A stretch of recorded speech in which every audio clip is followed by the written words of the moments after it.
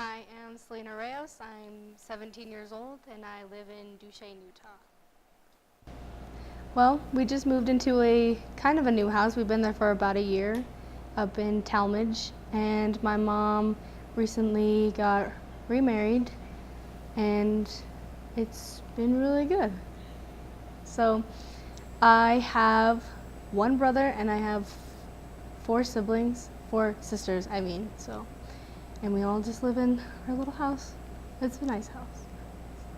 I also have 3 dogs and 1 cat. My cat, Sunshine. She's the bomb. We lived in town in Duchesne, just kind of, I don't know, maybe a couple blocks away from the school. And we kind of lived there my whole life. Before that, we lived just a few minutes out of Duchesne, so we've always kind of lived in the area. I moved to Duchesne and started grade school when I was in 5th grade, and I've been going there ever since. And I never really received any problems until my junior year of high school. So it was my junior year, and we were just in English class, and we don't really have assigned seats because they would think we were more mature than that, so we don't deserve to have assigned seats or anything like that. So I was just minding my own business and sitting and talking to my friend, and one of my other friends came in and kind of just like, whoa, you're sitting in my seat, blah, blah, blah. And I was just like, well, we don't have assigned seats or anything. And so he's like, well, why don't you just get in your car and drive 30 minutes that way to where you belong, and 30 minutes that way is the reservation. So I left the classroom and went to the bathroom and I cried, and I was just kind of like, not again, because before that I'd received oh, I didn't know you were an Indian, like, you're really pretty for an Indian girl, and, most of them look like burnt hams, and, just stuff that just doesn't make sense, like, why would you say that? And so when my friend said this, it kind of just was just like the final straw, and I didn't want to deal with that anymore. And like my friends from the classroom, they knew that it upset me. They knew how much those comments kind of just like put me out. And so I decided to talk to my teacher and tell her what was going on. And she's like, okay, we'll talk to the principal and we'll see what we can do. And we'll call him in and we'll have a sit down and a chat. And so after he talked to, the kids who said those things to me, he asked me what I wanted to do and if I just wanted to talk to them one-on-one or if I wanted to address the whole thing really big in like an assembly or something. So I just said that we should just hit all of it with one thing and have an assembly. And so from there, I had my dad come in, and my dad, before that, he'd always counsel me and just be like, oh, it's okay, just like seeing me cry. Like, I don't know any dad who likes to see their daughter cry. And he kind of just told me that, this is a fight that Indian people have been fighting for a long time.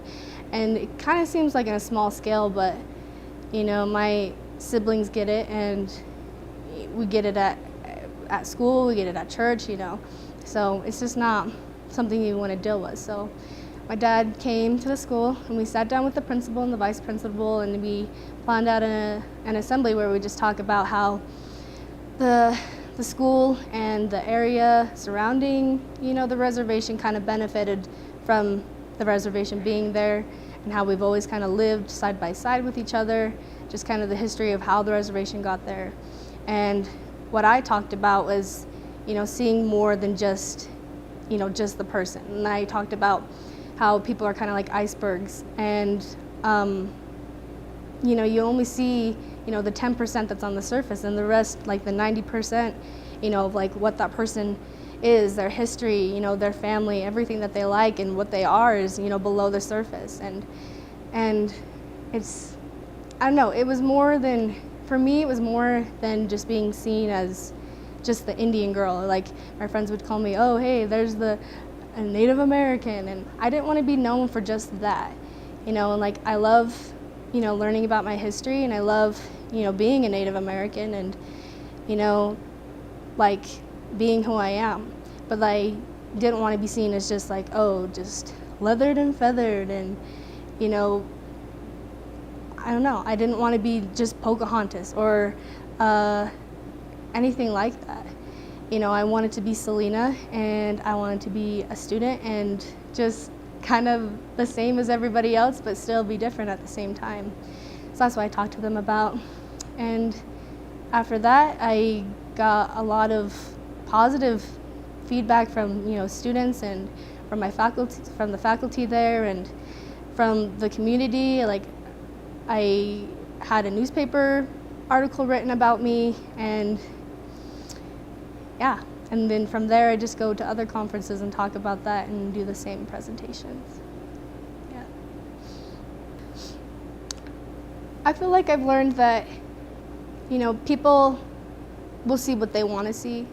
You know, if they want to see you as, you know, Johnny Depp in The Lone Ranger or Pocahontas, and, you know, if they want to see, you know, feathers, you know, in a past that's, you know, then they'll see that.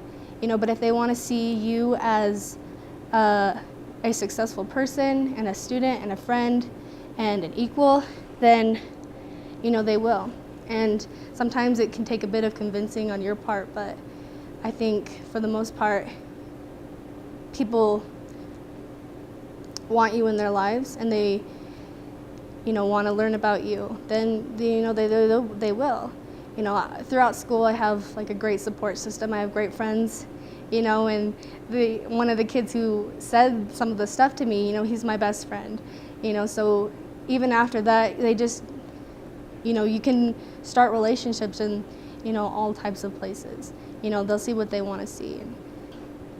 But yeah, I have a great support system with my friends, and, you know, they want to learn about me, they want to learn about the history and, you know, the spooky stories and, you know, all that stuff, because I feel like they want to be close to me. You know, they want to be a part of my life, a part of like my journey. You know, not my journey as a Native American, but like my journey as Selina. You know, so that's important to me, and I think that going to these presentations and talking to my school and talking to my dad and, you know, learning more about the history, it helps me become more of who I want to be and who people want to get to know. So yeah. Well, in my community, you know, in my opinion, bullying isn't a real problem.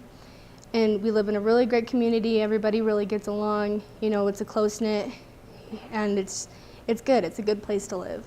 You know, and you can always hear people complain about like, oh, the basin, I just want to get out of the basin. But, you know, this place is home.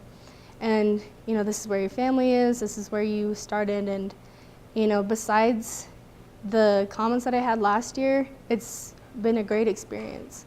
You know, you know, I mean, there's some of the bullying would just come from, you know, just being in 7th grade or like 8th grade. You know, 7th graders, you know, you don't really know how to treat people yet.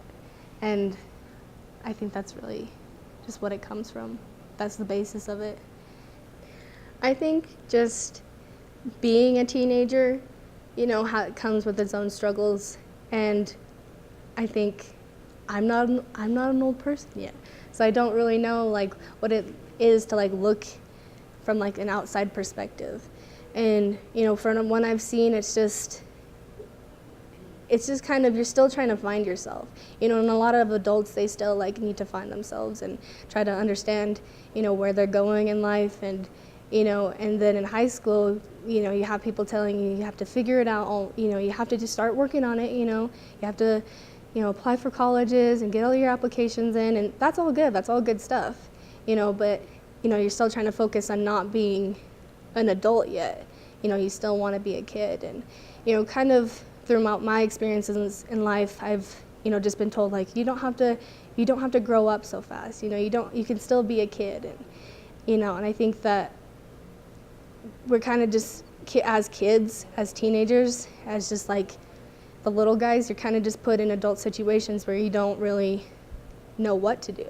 You know, sometimes you have to be the adult, or you have to take responsibility and you have to stand up. And, you know, in my opinion, it shouldn't be, but sometimes it just happens.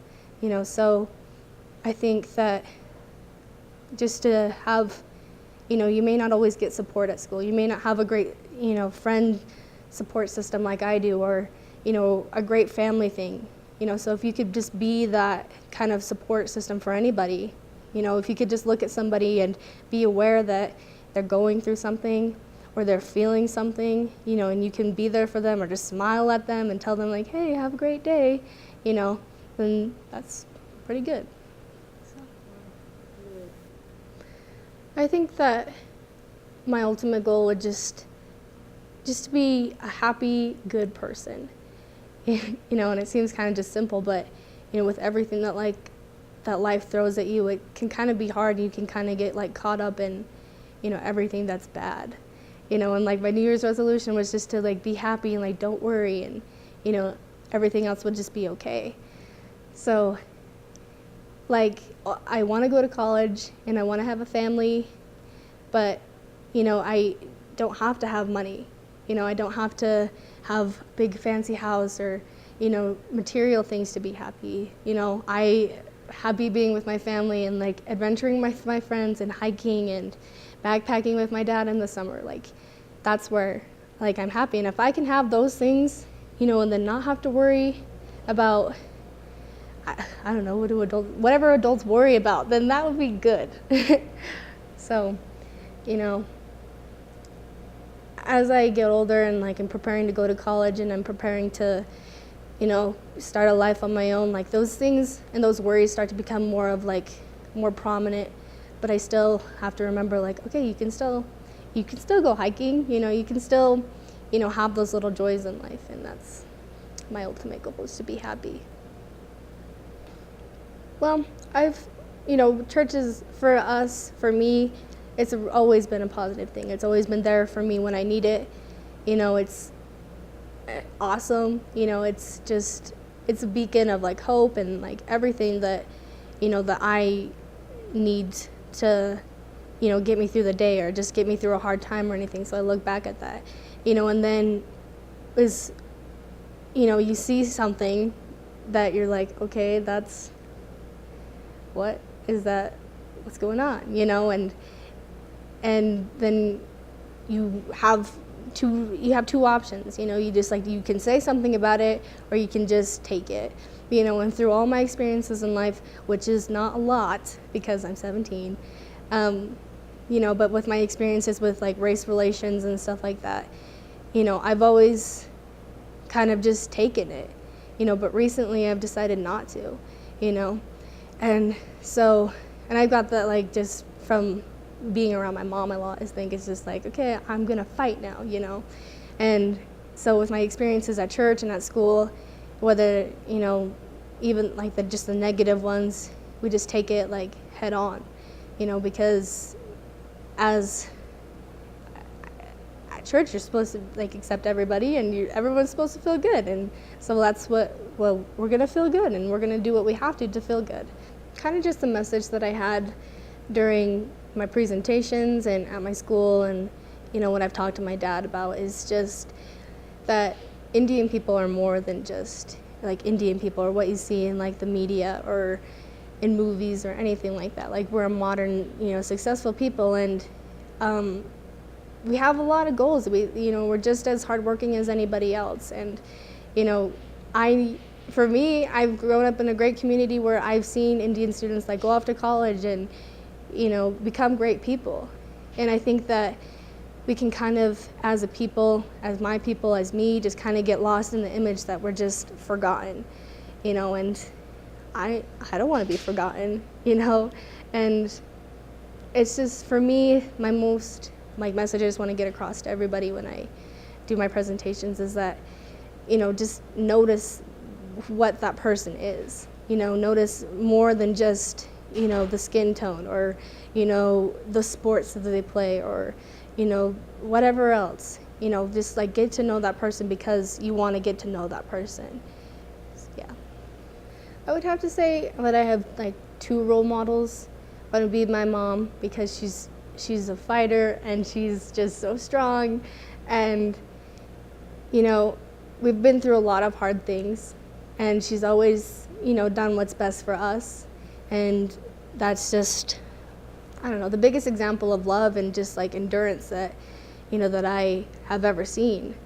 you know, and then my dad, who just barely, you know, recently came into my life, you know, and like, because she married my stepdad, you know, Elton, and, you know, he's taught me more about my people and more about myself than, you know, anybody ever has in my entire life, you know, so it's kind of just, it's humbling, you know, and like my mom and my dad, my mom marrying my dad, you know, just like a year ago, maybe a year, I don't know, but they just had an anniversary.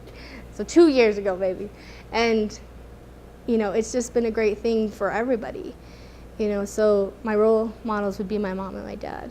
So, because, you know, they love each other, they show us what real love is, they show what it means to, you know, accept a person and to love them like entirely, and that's what I want.